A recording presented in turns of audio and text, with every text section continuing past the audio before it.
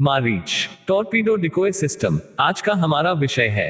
ये क्या है और ये काम कैसे करता है, इसके बारे में हम जानेंगे। तो मैं हूँ आपका होस्ट और दोस्त सोनू जायसवाल और ये है रक्षा शिखर।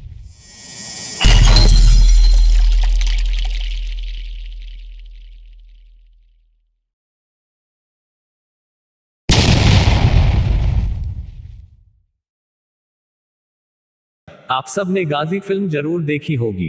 इसमें एक इंडियन सबमरीन पाकिस्तानी सबमरीन के फायर किए गए टॉर्पीडो से बचने के लिए अपनी सबमरीन को लगातार ऊपर नीचे करते रहते हैं। इसमें कैप्टन की स्किल और उनका लक काफी काम आता है, लेकिन हर बार आप किसी के हुनर और लक पर डिपेंड नहीं रह सकते हैं। इसलिए आपको एक खास सिस्टम चाहिए जो पानी के अंदर से हमला करने वाली टॉर्पीडो को काउंटर कर सके।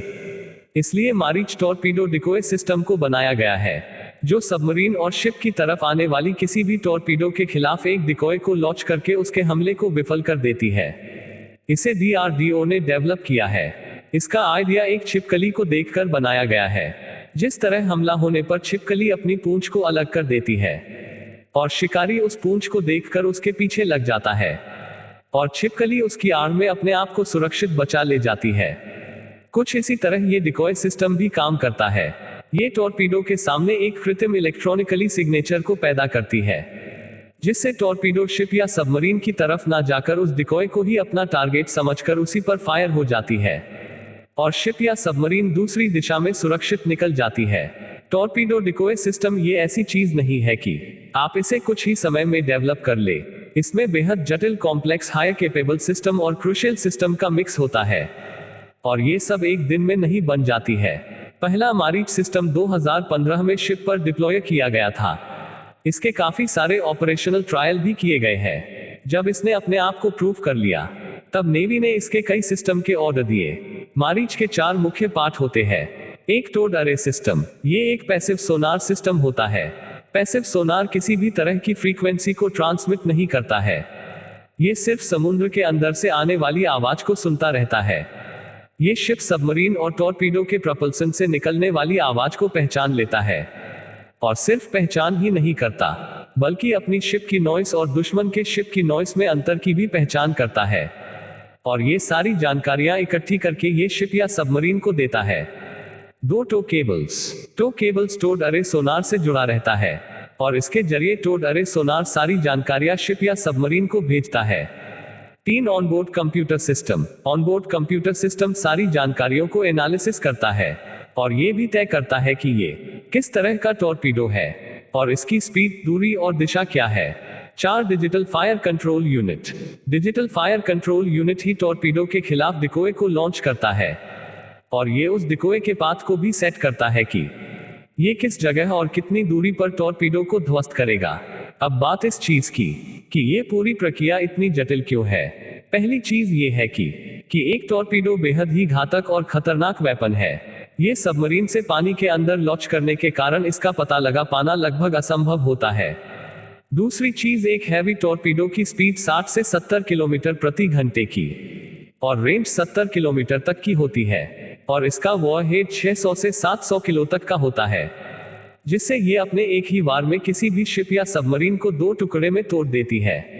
70 किलोमीटर प्रति घंटे की स्पीड से आती हुई टॉर्पीडो को डिटेक्ट कर लेना और उसके खिलाफ काउंटर डिकोय को तुरंत लॉन्च करने के लिए आपको एक बेहद तेज प्रोसेसिंग सिस्टम चाहिए, जो हर तरह की जानकारियों को इकट्ठा करके उस पर तुरंत कार्रवाई कर सके।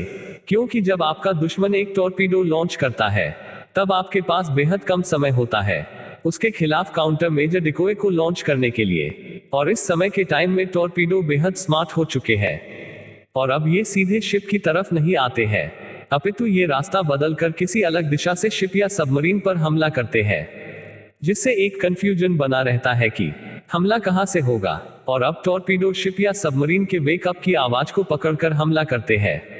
वेक उस आवाज को कहते हैं जो शिप या सबमरीन के प्रपल्सन से निकलने वाली हवा के बुलबुले की वजह से आती है और शिप या सबमरीन के प्रपल्सन एरिया पीछे की तरफ होता है, जहां सोनार कवर नहीं करता है, जिस वजह से वो एरिया एक सॉफ्ट टारगेट हो जाता है, जिससे शिप या सबमरीन टॉर्पीडो की टाइम, स्पीड और दिशा को डिटेक्ट नहीं कर पाता है जिससे शिप या सबमरीन ये नहीं जान पाते कि कब टॉर्पीडो उसको हिट कर देगा।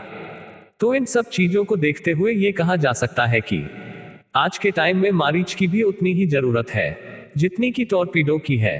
अब बात ये कि मारीच कितना इफेक्टिव है और दुनिया के किसी अन्य डिकोय सिस्टम की तुलना में ये कहां पर खड़ा है। मारीच सिस्टम को नेवी ने कड़े परीक्षण से गुजारा है। इसे रियल टाइम वॉर एक्सरसाइज में और कई तरह के टेस्ट में इसका परीक्षण किया है और अब इसे नेवी के फ्रंट लाइन शिप या सबमरीन पर तेजी से डिप्लॉय भी किया जा रहा है।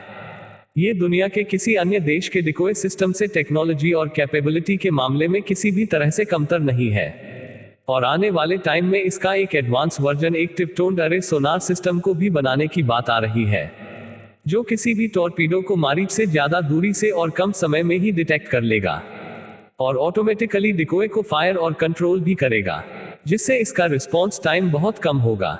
ये खुद ही टारगेट को पिक करेगा, डिटेक्ट करेगा, आइडेंटिफाई करेगा, फिर रिकमेंड करेगा कि क्या किया जाए और फिर उसके खिलाफ कौन सा काउंटर डिकोय लॉन्च किया जाए। ये पूरी तरह से एक इंटीग्रेटेड सिस्टम होगा जिसमें हर काम लगभग ऑटोमेटिक होगा और ये एक स्मार्ट टॉर्पीडो डिकोय सिस्टम होगा। बात इंडियन नेवी की जाए तो 1965 में नेवी ने अपना एक डिपार्टमेंट ऑफ नेवल डिजाइन की स्थापना की, जिसके परिणाम स्वरूप नेवी ने अपने आप को एक बिल्डर नेवी की तरह बना लिया है और नेवी अपने ऑफिसर्स को शिपयार्ड्स, डॉकयार्ड्स में तैनात कर दिए हैं और कई तरह आर्मामेंट, इक्विपमेंट, रिसर्च और डिजाइन में अपना इन्वेस्टमेंट किया है, जिससे अब नेवी हर तरह की सबमरीन स्टेल्थ फ्रिगेट और दुनिया की सबसे एडवांस शिवालिक क्लास की स्टेल्थ फ्रिगेट अपने डिजाइन के बेसिस पर बनाकर दिखा दिया है। मारीच भी इसी डेवलपमेंट का ही एक नतीजा है और अब हम देख रहे हैं कि एक लंबे समय के इंतजार के बाद अब fighter jet, submarine, frigate, worship, tank, तोप, गन स्वदेशी तकनीक से विकसित भी हो रहे हैं और तेजी से इन्वेक्ट भी हो रहे हैं। अगर आप सबको मेरी वीडियो पसंद आई हो तो चैनल को सब्सक्राइब करें, इसे लाइक करें, शेयर करें और कमेंट बॉक्स में अपने अपने सुझाव को लिख सकते हैं। तो मिलता हूं मैं आपसे अपनी अगली वीडियो में, तब तक के लिए धन्यवाद। वंदे मातरम।